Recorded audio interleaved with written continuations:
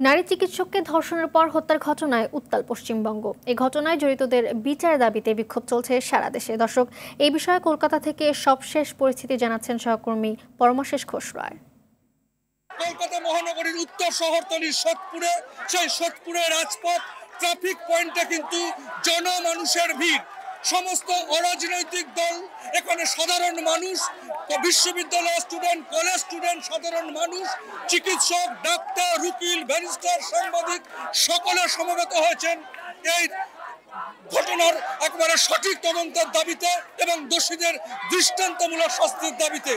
আমরা দেখলাম আজ 18ই আগস্ট কলকাতায় ডার্বি ম্যাচ যুবভারতী ক্রীড়াঙ্গনে অনুষ্ঠিত হওয়ার কথা ছিল। পুলিশি নিরাপত্তার কারণে সেই খেলা কিন্তু বন্ধ করে দেওয়া হয়। কেননা পুলিশের কাছে খবর ছিল, তদন্তের কারণে তারা খবর জানতে পেরেছিলেন 65,000 মতন দর্শক ইস্টবেঙ্গল, মোহনবাগান এবং মোহামেডানের তারা সমবেত হতে পারেন, যে কোনো সময় বিচারের দাবিতে তারা পথে নামতে পারেন। সেই কারণে কিন্তু সেই খেলাও বন্ধ হয়ে যায় এবং আরজিকর হাসপাতাল সংলগ্ন এরিয়ায় কিন্তু আজকে 144 ধারা আমরা দেখেছি। আজকে সকাল থেকেই কিন্তু শ্যামবাজার পাঁচমাথার মোড়ে 144 ধারা উপেক্ষা করে কিন্তু সাধারণ মানুষ, চিকিৎসকরা কিন্তু একেবারে বিচারের দাবিতে, সঠিক তদন্তের দাবিতে, দোষীদের বিচারের দাবিতে এবং সঠিক যাতে দৃষ্টান্তমূলক শাস্তি হয় তারা কিন্তু পথে নেমেছিলেন।